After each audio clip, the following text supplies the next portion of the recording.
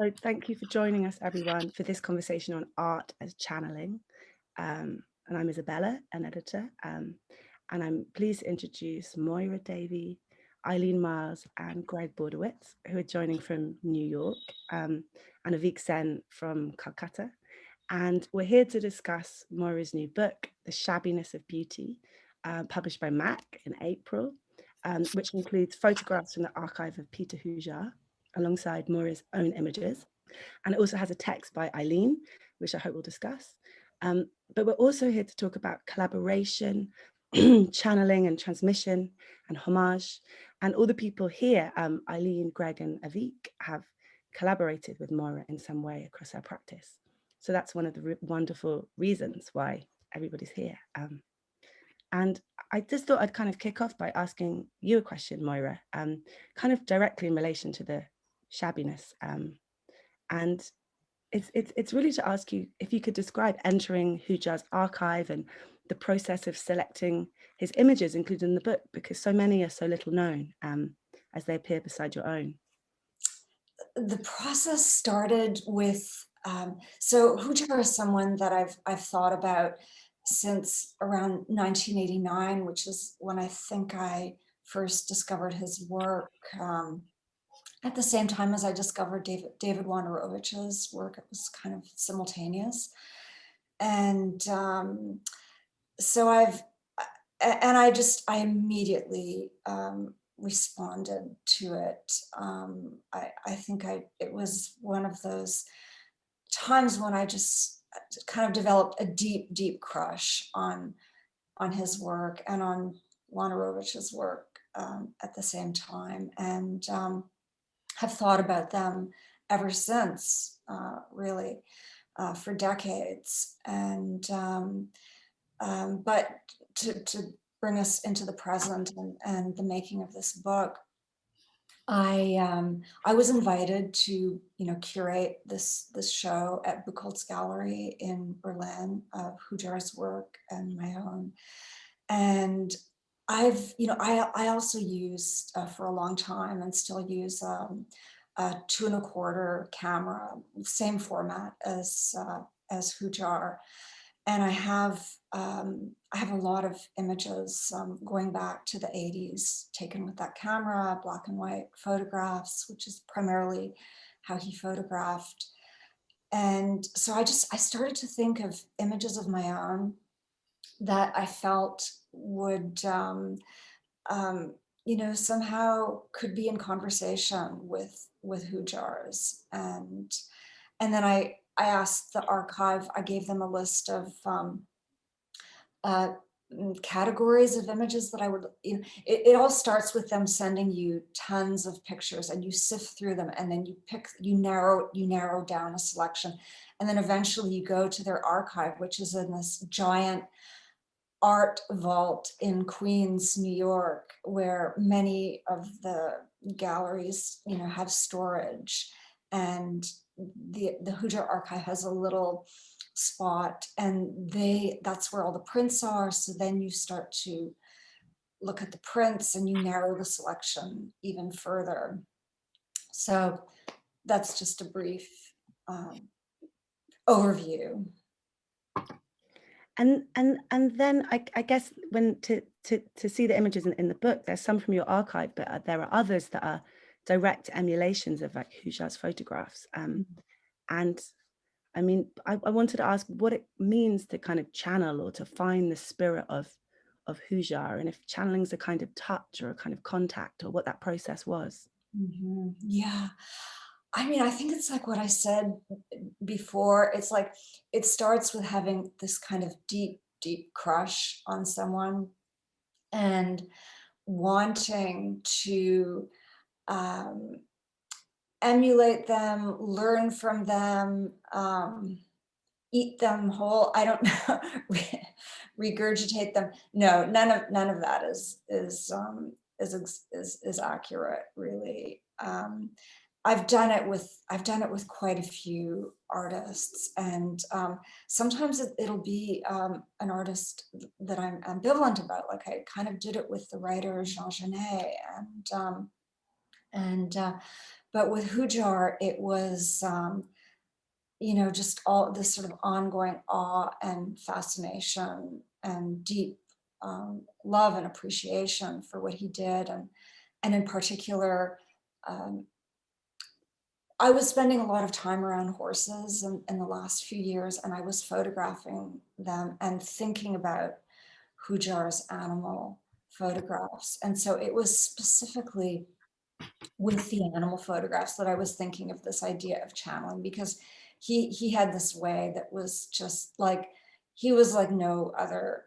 First of all, there aren't that many photographers who spent a lot of time photographing animals, and he really had a very special quality and gift for, you know, communicate, kind of establishing a bond almost with the animal. And so I was specifically thinking about those photographs and wanting to somehow come close to what it was that he had done without copying him. That was the idea. Like, how do you do that? And so it's also, it's about I might have said this, but it's about learning from someone and trying to, you know, understand what they were doing.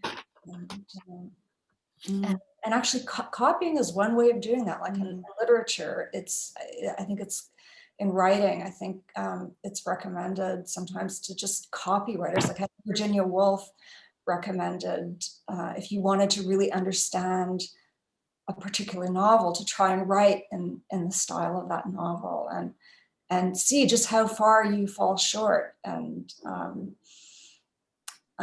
it's one way of coming to an understanding.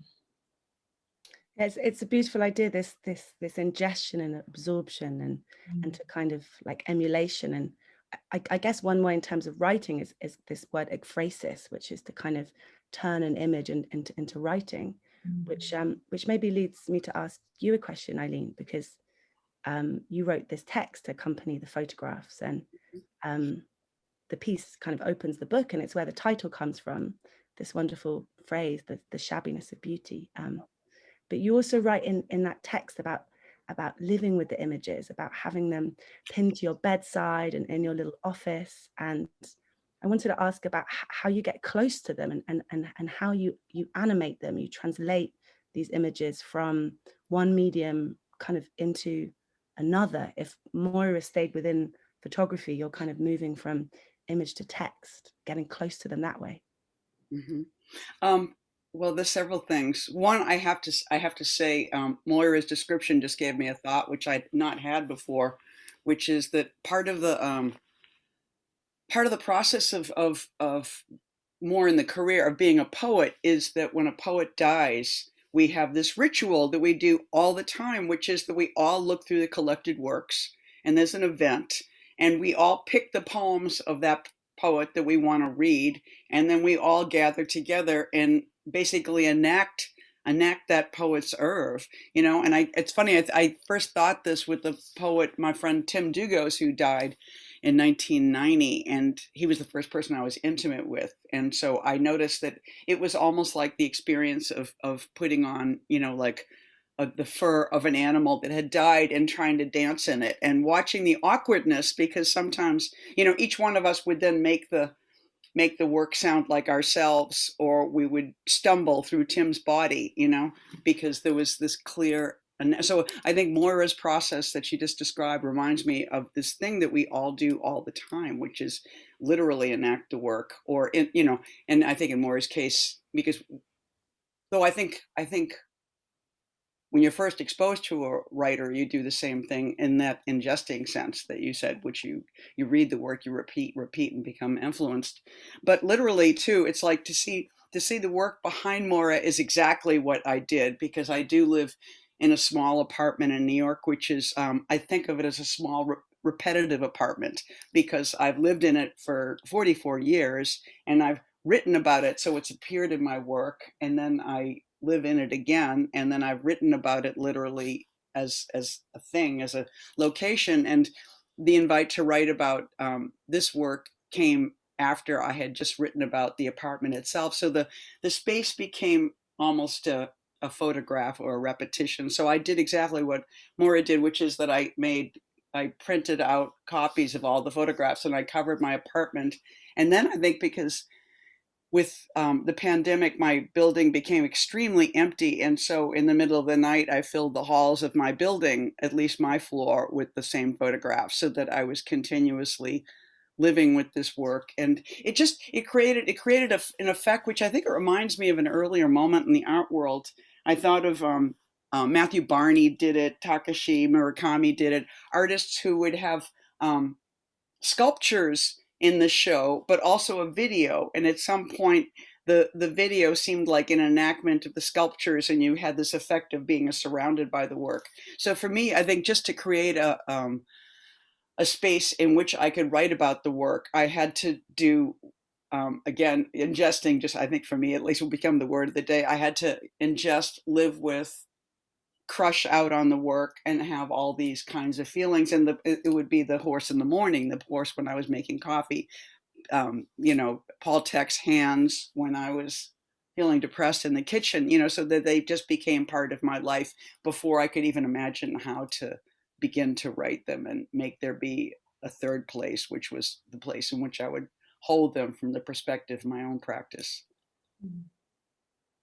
Yeah, it's an amazing image of living with them and allowing yourself to absorb them.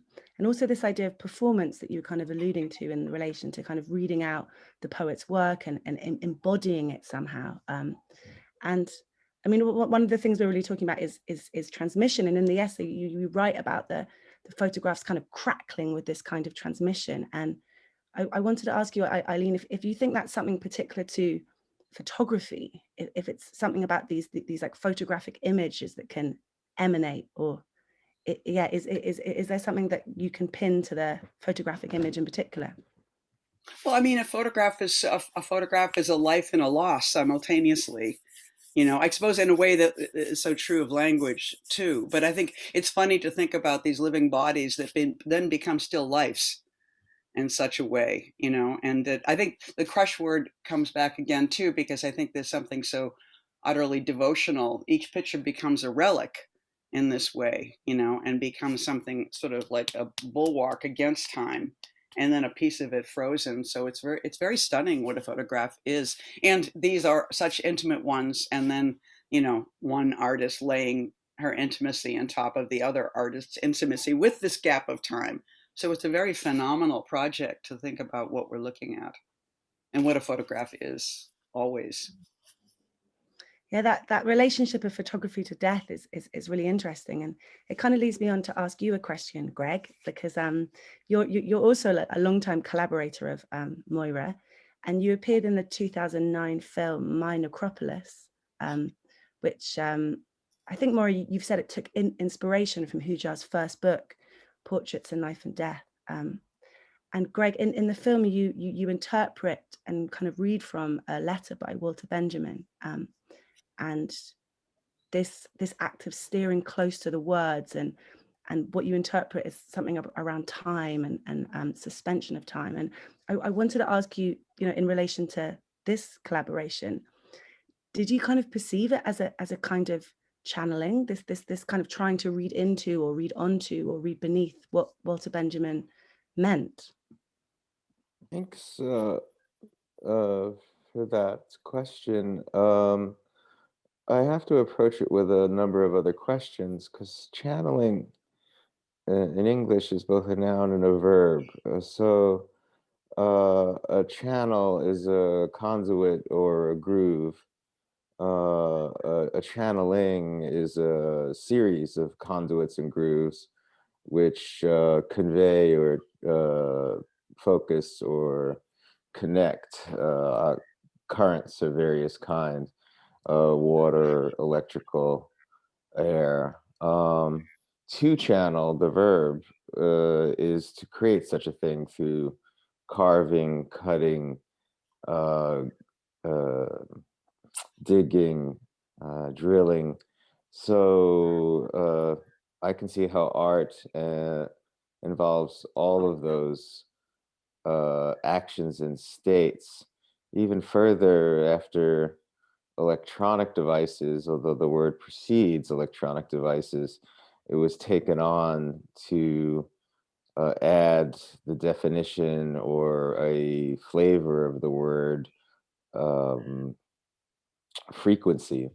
So to channel was to align oneself with the frequency of transmission or a broadcast via a signal. And again, I have to say that all art involves this. It's not something specific to any particular artist. It's my personal opinion that none of us make our work alone.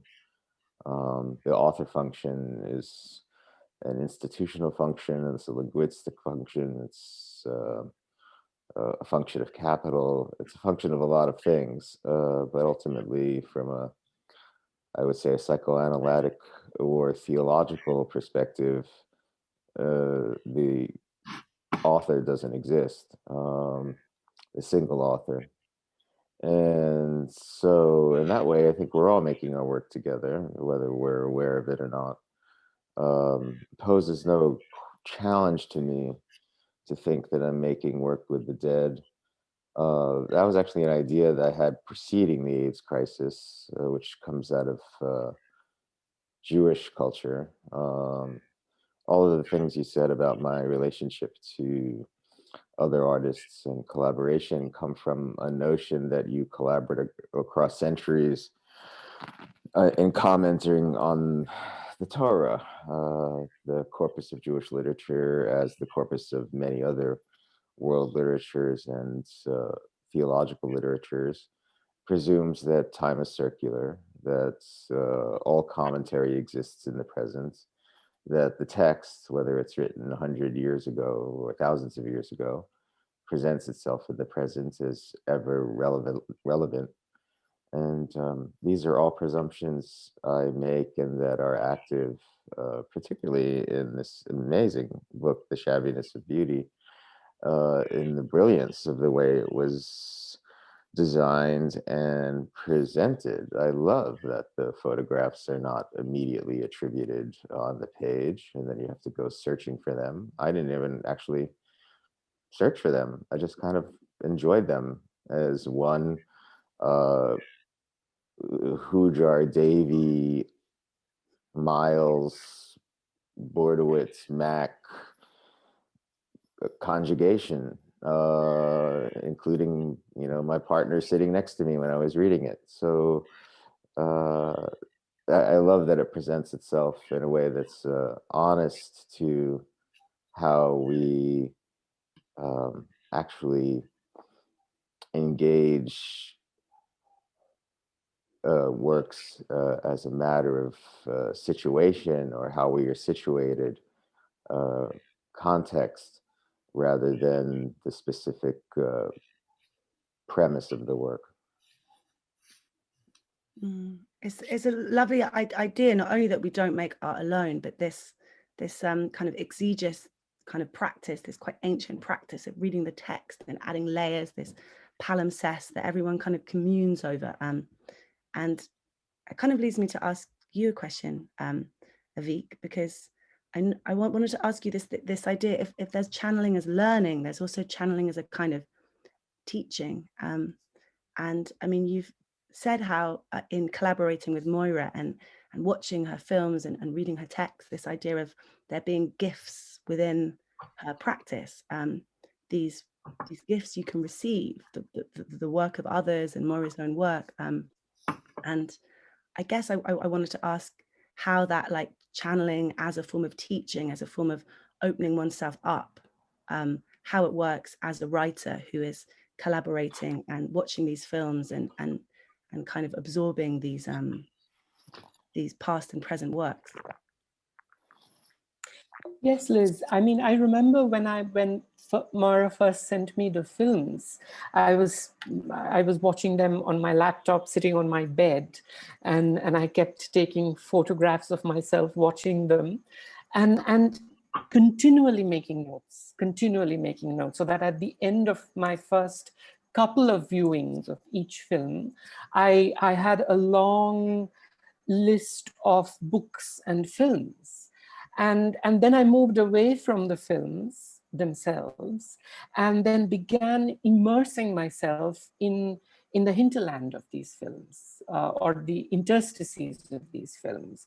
So that, you know, what opened up for me were the films and writings of Chantal Akerman, of Aveek Sen, again, revisiting somebody like Louise Bourgeois, even Marguerite Duras, which were all references that I had picked up from Moyra herself.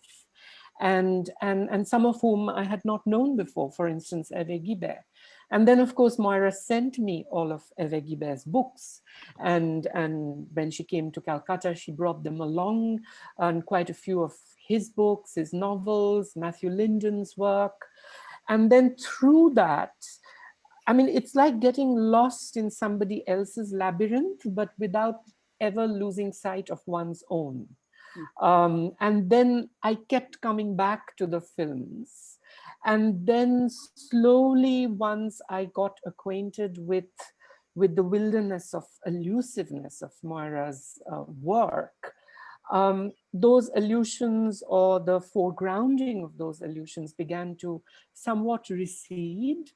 And then the structures of feeling out of which that work came began to present themselves to me, particularly human relationships, you know, relationships with siblings, with parents, with Moyra's, you know, experience of motherhood, which again was mediated to me through Moyra's anthology, Mother Reader. And I kept thinking about that title, Mother Reader, you know, because it was a very loaded title for me. And so what happens, I mean, the way I think of channeling is not so much through the temporality of emulation or influence or even inspiration, but a kind of time outside time, a kind of synchronicity, or where you suddenly recognize something in somebody, you know. And it's a moment of recognition, which is both historical, temporal, but also in a way out of time. And so, you know, when I was looking at this particular book, and I wasn't looking at it as a book, I was looking at it as a download which Mac had sent me. I wasn't looking at the captions and the titles at the end. So it ceased to matter to me which images were made by Moyra and which by Peter. And of course, Moyra's relationship with Peter, I remembered that short film that Moyra had made, and which I had watched, called Hujar Palermo, I think. It was the 2010 film, and which in fact was my moment of discovery of Peter Hujar's work. And it all happened through Moyra. And that preposition through, I think for me, is very much a kind of channeling preposition. And yes, teaching, learning. I did think of Moyra at some stage as a teacher, but not in any kind of very didactic sense, in a completely pleasurable and almost sensual way. And that's also something I wanted to ask Moyra herself, that, you know, she's, apart from being a writer and a maker of films and a photographer, she's also a teacher. And I've been in conversation with many of her students. So what is it like to open oneself up as a teacher to being channeled, you know, where you are opening up your mind, your imagination, your life, your practice as an artist to a whole lot of people that you do not happen to know that well. So this is something that occurred to me very much. And as somebody who enjoys teaching and conversation, it's something that I would love to hear from Moyra a little more about. Sure. Thank you very much, Aveek, for that. I taught for probably 10 or 12 years, and then I stopped about 10 years ago. I had just been teaching part-time, and just recently, in fact, a month ago, Justine Kurland invited me to teach an online workshop with her. And like I said, I've done talks and people have invited me to their classes to present work, but I hadn't done this sort of, more direct formal teaching in a long time. And I was a bit anxious about it. I gave a lecture, a prepared lecture. Justine and I take turns, and we also invite guests. And we have 12 or so students who we meet with for crits every Sunday. I'll be meeting with them immediately after our Zoom conversation today.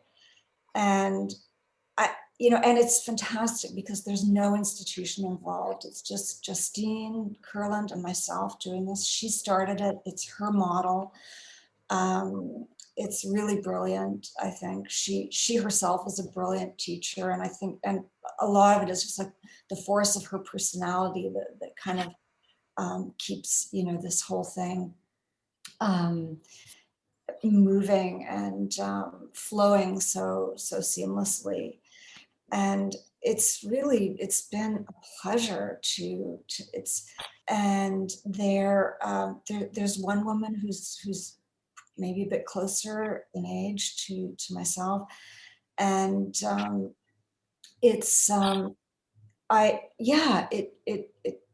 had to get my feet wet, but then once I got into it, I actually look forward to being with these women and seeing their work and hearing them, because they're incredible. They're really smart.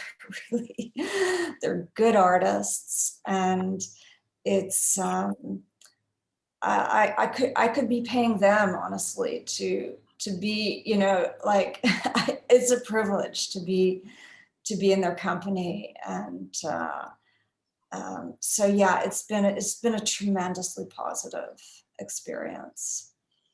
It's been alluded to in this conversation a few times, Moyra, that this is, you talked about crushing on Hujar, but there's been lots of iterations of this kind of collaboration with Hujar, from my Necropolis I mentioned, and the film Aveek mentioned. And so I wanted to ask you about the way these kind of different iterations work, and if it feels like this kind of ongoing conversation, and if Hujar feels like a kind of collaborator, as opposed to someone you're just channeling, but also someone you're in conversation with somehow across the line of the living. Mm-hmm. I mean, when I first saw his work, I didn't know that much about him, but over the years I've read, a lot, and he was a totally fascinating person and kind of an enigma. And honestly, I think one of the reasons why we all love him so much was the kind of stance that he took vis-a-vis the art world. He just he refused to ingratiate himself to anyone. He lived in poverty his whole life. I don't know. I think when I went to India, when I went to Calcutta, I learned the word renouncer, which I'd never used before, but I learned it in India. And I think it refers to people who give up everything at some stage in their life, and they beg for food and so on.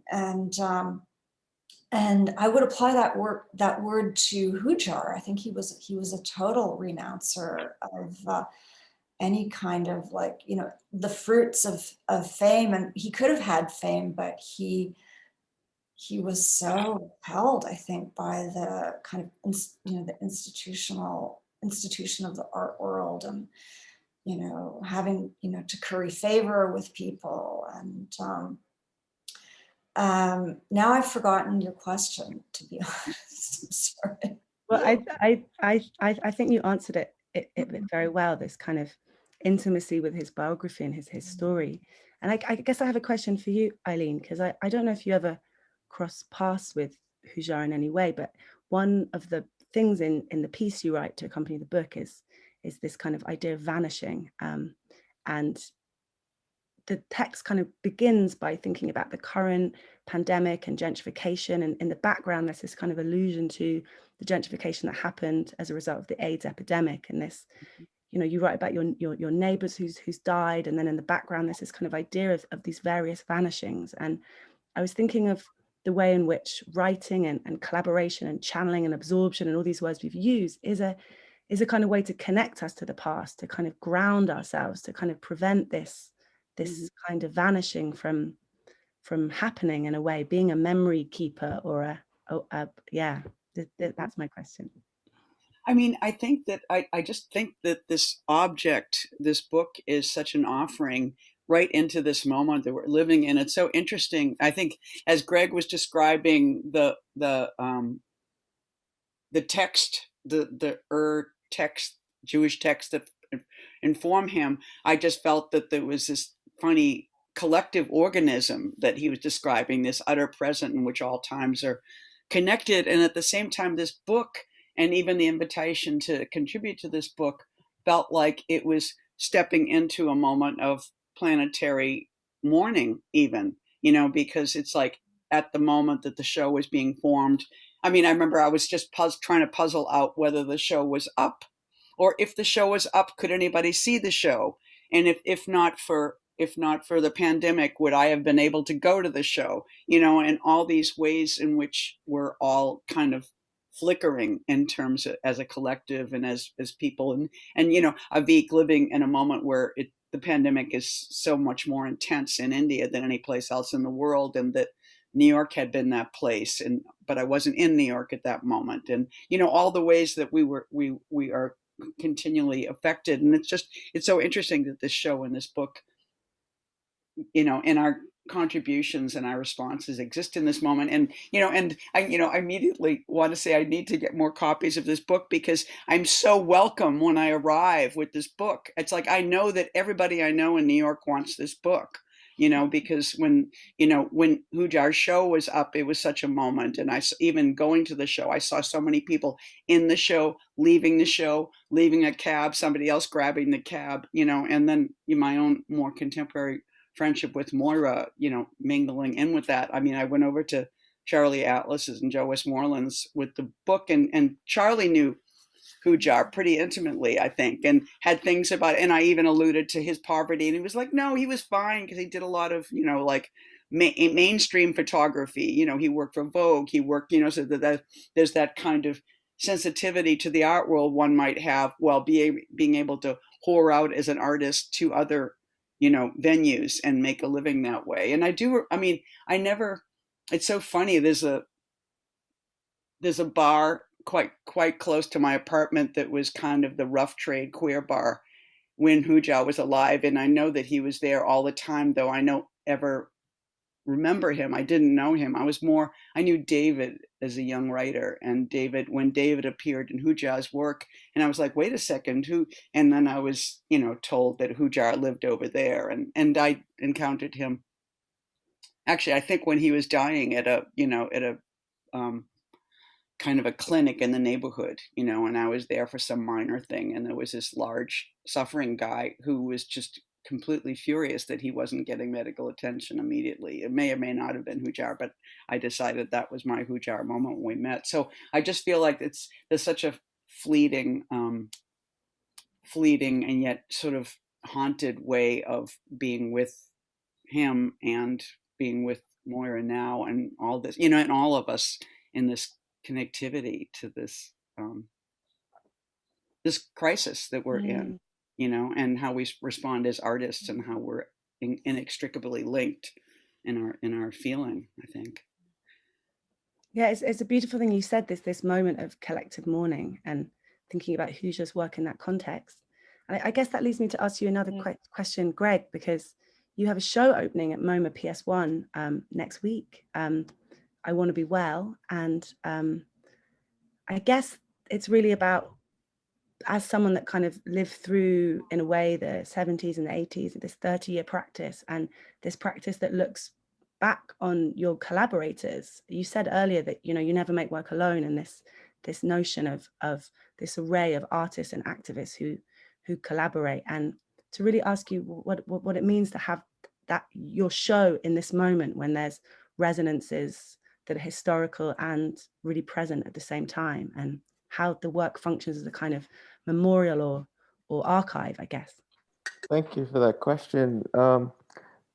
Very early on, I realized that my work functioned as a news report and also an archive and a memory. In one of my films, a long time collaborator and friend of mine, by collaborator, I mean we made work together for 6 years, Jean Carla Musto, a great video and filmmaker. Jean and I noticed that even within the first few years of our video making activity during the height of the AIDS epidemic in New York in the 80s, that what was news quickly became archive, because even a week or 2 or 3 later, you would look at the same footage and people had died. And so in that way, we were very early on having multiple feelings of both joy and sorrow and looking at our own work as we were editing it.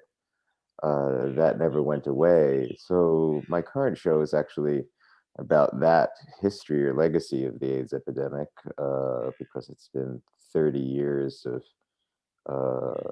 people surviving, but also people dying, not only from HIV, and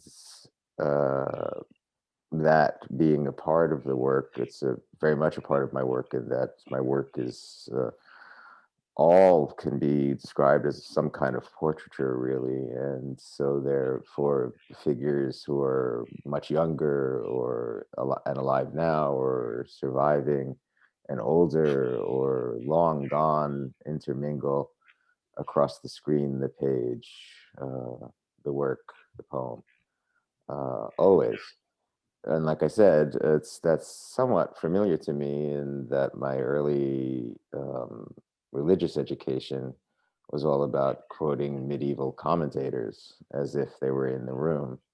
So I kind of, in some ways, was prepared for that. But it takes on a different kind of emotional or affective meaning, which leads me to want to introduce into the conversation something that I was prompted to think about by the beginning of Moyra's text, when she chooses to talk about and also lift up the image of the child, John, and the dyad of the mother and child, John and I'm forgetting the mother's name, Dina or Diane. Dina or Dinah. Dinah, yeah. So there's this notion in psychoanalytic theory about the transmission of affect. The landscape of our emotional life starts by literally inheriting the affects, which are the material transmissions of touch. We touch the world and the world touches us back. And this is the way that our emotional lives are formed, our sensitivities are formed. Mother to child is the kind of classic archetypal figure for that. But that actually happens with, at least in psychoanalytic theory, with a conjugation of people. The mother is a manifold figure, not a singular figure, but actually the touch of the touch. For example, Winnicott talked about the way that the presence of the father, whether that be biological or not, whether that person be male or female, is present in the caretaker's touch, the mother's touch. And so the transmission of affect is very much a material affair of touch, being touched, either by fingers and hands and holding, or even by the vibration of a voice. If you listen to an old recording, I don't know, I'm sure that Eileen knows it, perhaps all of you know it, there's an old recording of Yeats reading, or an old recording of Stein reading. There's so much affect that's carried in listening to these old recordings of poets who were first present for the electronic recording of sound, that one realizes affect is very much, affect is nothing less than the stimulation of molecules in the air. That's an amazing description of the kind of sensuality that can come from these sort of mediums, these technologies. And I guess when you talked before about channeling having this kind of technological sort of origin in its meaning is interesting. But I guess in response to what Gregg said, Moyra, I wanted to ask about how this sensuality, which is so captured in the book, about how the process of kind of bringing that into, I guess, both the exhibition, but also the book. And one thing that was kind of alluded to was this idea of the blurring of authorship. So the images are slotted together, I think, as Gregg said, and Aveek made reference to, and this sense of no citations, a sense of blurred authorship. And is that, or perhaps there's many other ways, or other ways you can say of how that sensuality is captured in the process of the collaboration. I didn't know that Mac was going to do that, like have all the the titles, and I had no idea. And actually, when we did the show in Berlin, all of Hujar's works were matted and framed, and mine were behind glass. So it was, it was obvious like who was who. And I didn't anticipate that with the book. And I mean, I can't, whatever, I'm not just being humble, but I honestly can't believe that anyone would not know the difference between a Hujar and a Davey. That's how much I hold him in esteem as an artist. But I guess I have to believe it because people are saying it, that they're, in some cases they're not quite sure. And but it wasn't, it wasn't my intention. Honestly, I don't know what I expected, frankly, to come out of putting myself. I was very worried, to be honest, that the differences would be so glaring that it would be like a public humiliation. I just wanted to ask something to Moyra. Do you think channeling happens differently when you write from when you make images? Because the writing, in a way, allows for quotation, allusion in a more explicit way than image making. Of course, I mean, what you've done with Julia Margaret Cameron's work, where you've, or with Chantal Ackerman, you've direct referenced gestures and action or postures or attitudes in their work. But do you think there's a difference that you channel differently as a writer as when you were a photographer or a filmmaker? I think there is a difference, because when you're writing, you are, so you're taking in, you're ingesting, you're absorbing it, but then you have to make it your own in some way. It has to kind of, it has to become something else that is your own. And the same thing with image making, although it's much more direct with image making, and I think it's maybe the pitfalls are greater with image making. I think with writing, because there's all these different kind of this sort of layering that happens, and you can with writing you can be much more clear, I think, about your meaning, your intent. Whereas with the image, it's just, yeah, it's trickier with the image, I think. You could, it's possible, it's doable, but go ahead.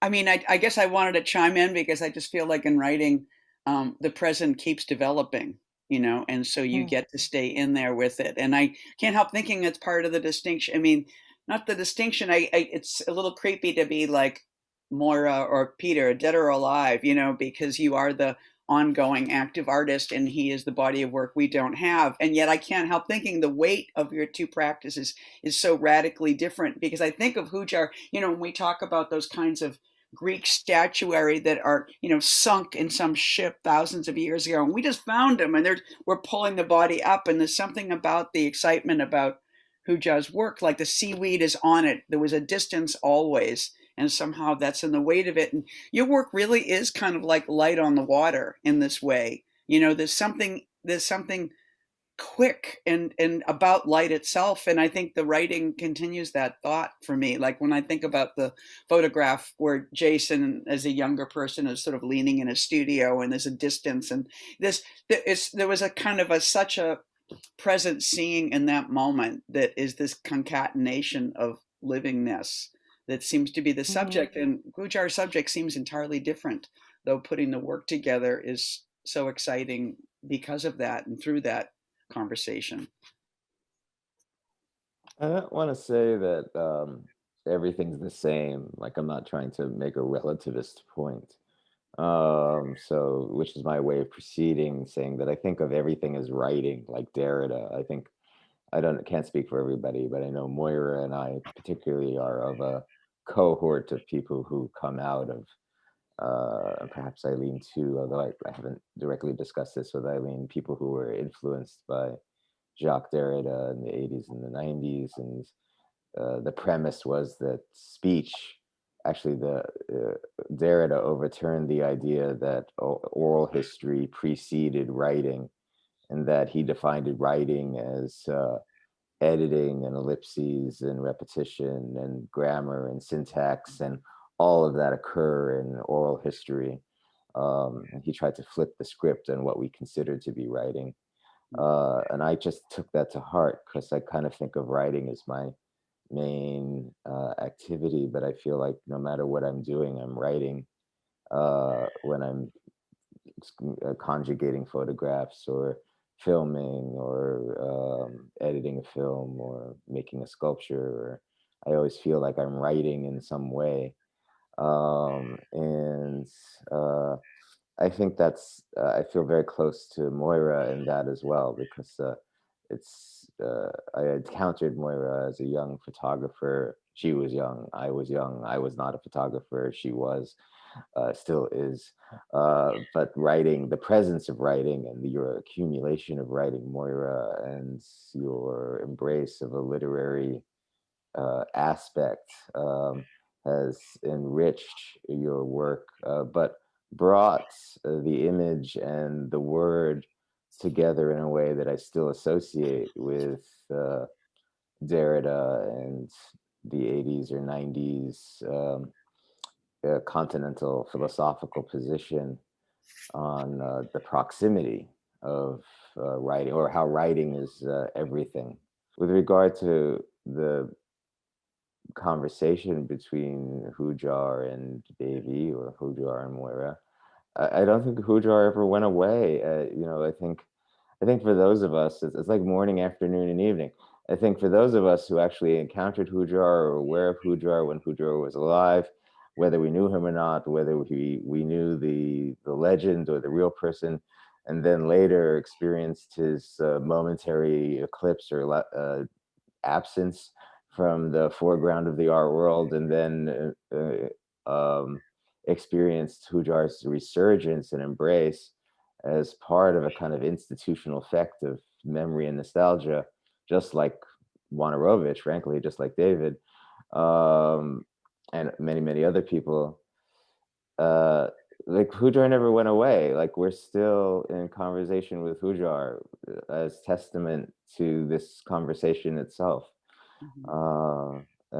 So I don't know. Those are kind of loose, fragmentary thoughts, but I wanted to kind of throw them in a kind of incoherent, but incoherent way, not incoherent way.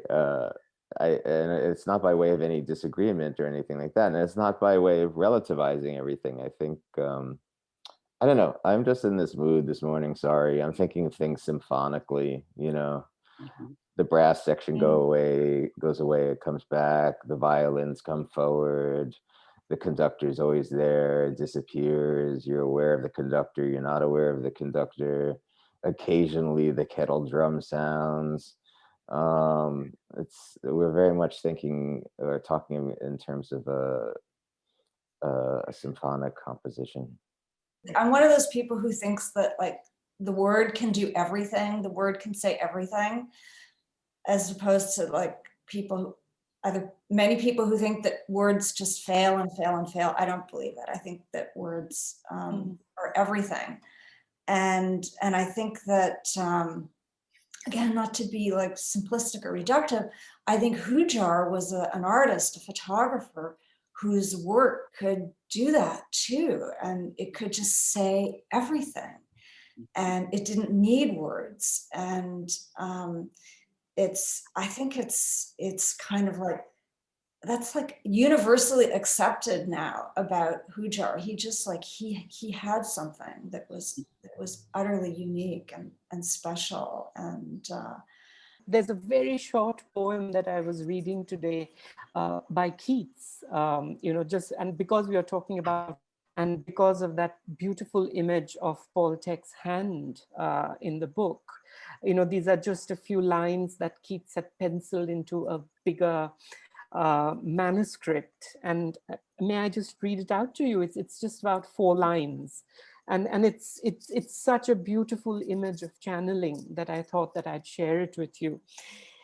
This living hand, now warm and capable of earnest grasping, would, if it were cold, and in the icy silence of the tomb, so haunt thy days and chill thy dreaming nights, that thou would wish thine own heart dry of blood, so in my veins red life might stream again, and thou be conscience calmed.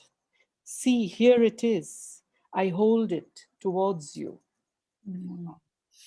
I just thought that it was a very, very, very beautiful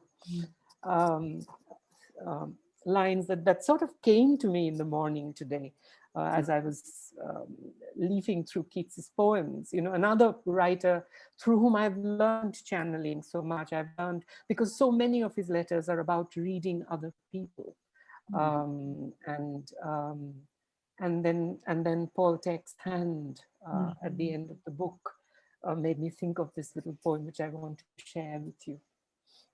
It's a beautiful image of this hand just like traversing life and death. It's really... Yes, and in paleography, the hand is both the hand, but also writing, the living hand, which to me is very moving at this moment to think about.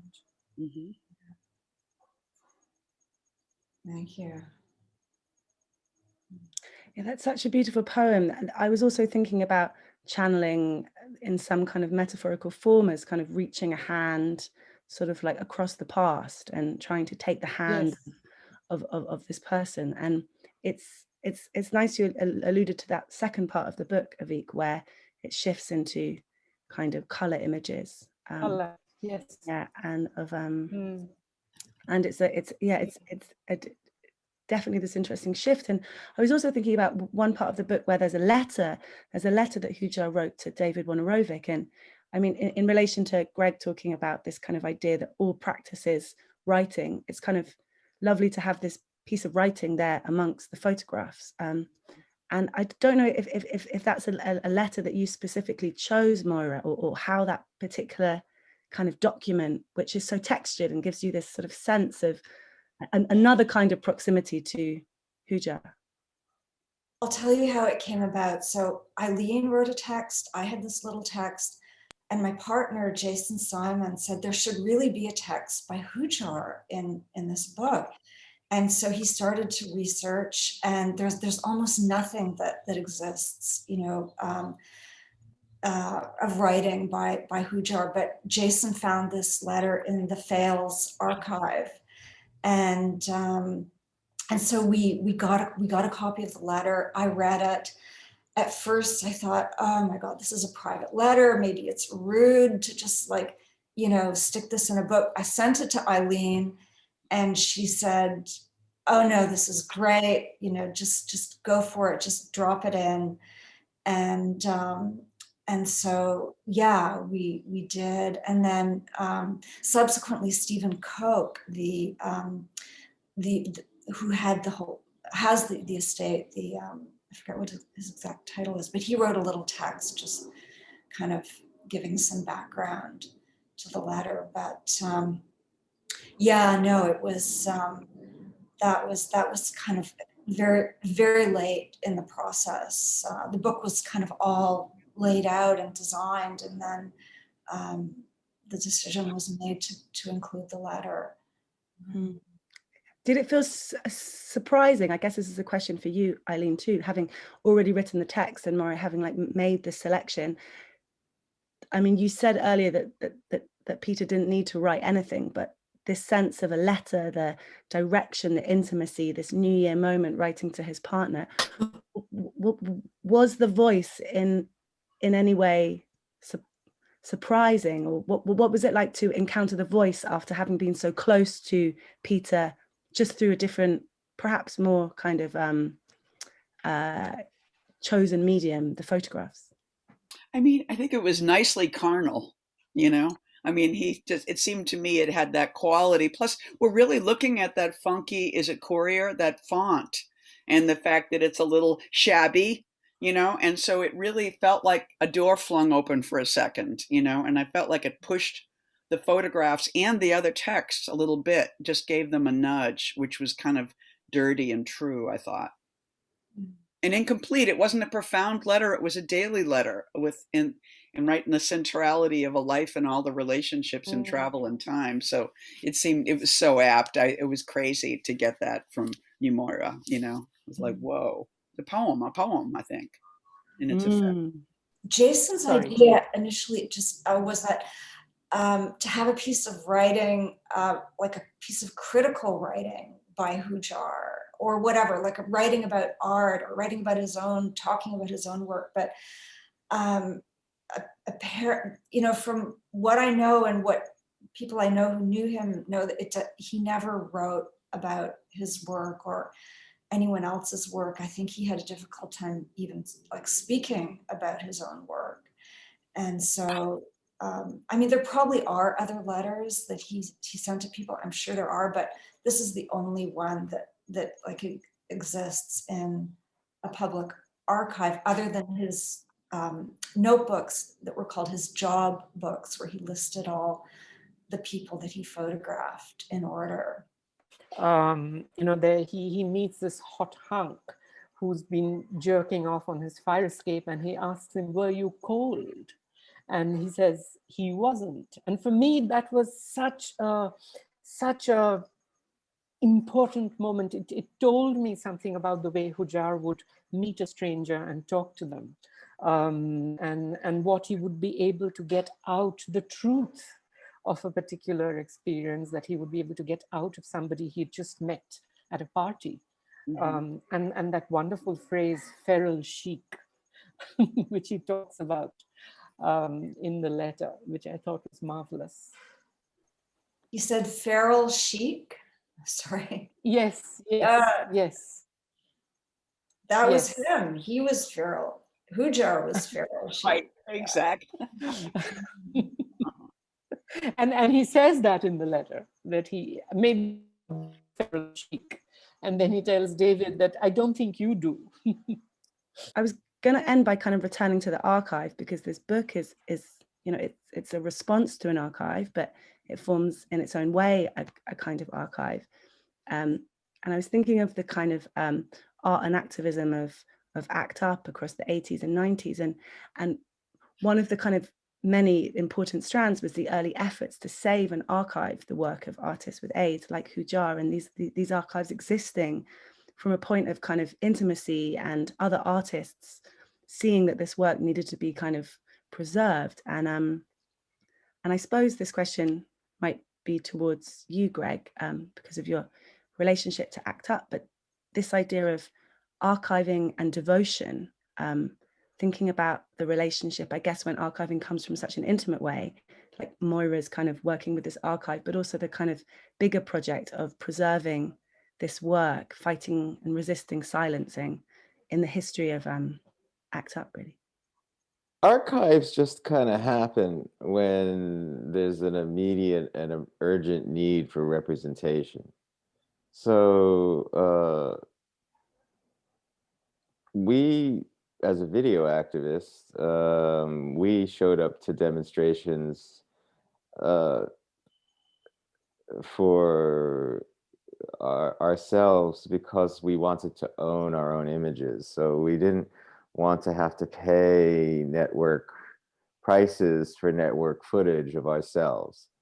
The second purpose of showing with up to cameras was sometimes the networks weren't there or no one was there. And actually, video coverage by activists at that time was a deterrent against police violence perpetrated or aimed at us. And it had not yet become a mode of surveillance. There was a moment in activism that I experienced where the police got the same consumer video equipment that we were using, and there was this somewhat comic element of protests where we were there with our cameras and police were there with their cameras, and they were taking images and license plate numbers and things like that, and we were there recording the actions of our beloved and ourselves. We were also using it as I was very interested in this kind of older video making idea that inherited from Radical Software, which was a theorist group and practitioner group from the 70s, using the word software before software actually existed. And that notion was the instantaneous feedback loop. So we would, with video equipment versus cinema or film equipment, you could videotape an action in the morning and look at it in the evening and have a discussion about tactics. How do we look to the contemporary television audience? How should we have a uniformity of signs and message? Should we have a speakers bureau? We did have speakers bureaus who were available to be speaking to television crews who would keep on message. Highly organized, highly media savvy group were we. And so that all accumulated into an archive. All to say that the archive often comes after. Someone asked me recently when they saw the portraits of people living with AIDS, which are about 10 of them, did you think you were capturing the moment, the historical moment? And frankly, no. I actually thought I was going to die. A lot of people in the videos thought they were going to die. A lot of people in the videos did die. It was very much for the moment. I always thought of video as the newspaper and cinema as television. I'm not a cinema artist. I'm a video artist. I make work for the present. I've never been interested in timeless works of art. In fact, the longer I've been a person who just appreciates art, I find that the most timeless works of art are the most time specific. The ones that don't go for the large eternal questions, but the ones that give us the daily detail. In this way, I've been much instructed by being an avid reader and a devotee of Eileen Myles' poetry or Moyra Davey's photography. And that while I can read works by both of you that were executed 30 years ago as an archive, but it doesn't seem to be, and you can tell me, maybe it's a question to both of you, to Aveek as well, when you're making something in the moment, are you really thinking that, I'm doing this for history, or are you just responding to the moment and then the moment becomes history? I'm not thinking of history. Particularly, a lot of my writing has been written as a journalist, and has had as its peg something very, very topical, something that has been happening then. And I've never felt uneasy about that, and I've not really thought about making what I make for posterity or whatever. No. Yeah, I'm always trying to escape the weightiness of the present. I feel kind of trapped by it, you know, and so it Yes. seems to start dictating it. It seems like the way. I mean, it's funny. I don't know why I was thinking about Allen Ginsberg, who at the height of his fame, and Warhol did it too. You know, like when I was younger, they were the two famous people at the party, and they always had cameras. And it was so interesting. It was like how they dispersed their own fame and kind of socialized it. And we have such a wonderful record from Allen's photographs of his time and where he was and what he saw. You know, he made himself into a community. You know, and I think we do that with time when we write, is we create a community of the present that we're in, and it just becomes less about me, even if I'm using myself directly. Mm. In fact, I do have a resistance to writing a book precisely for that reason. I like the ephemerality of writing in a newspaper and my writing not being gathered. It's almost like, I don't know, preparing one's own tombstone, really, making a book. So I prefer to write in other people's books. And you have a way, Aveek, of writing about artists, which is, and I think Eileen also does this as well, where you're writing alongside the artist. You're not writing about the artist. It's a kind of parallel, piece of writing that intersects at different points with the artist, but is really its own thing. It's kind of its own independent thing. And and I'm starting to prefer that kind of aloneness, and I don't know what to do with that problem. I'm starting to like writing with Moyra rather than writing with Eileen. You know what I mean? It was just like I'm like enough already. I know. Yes, it's I don't know. It's a new problem.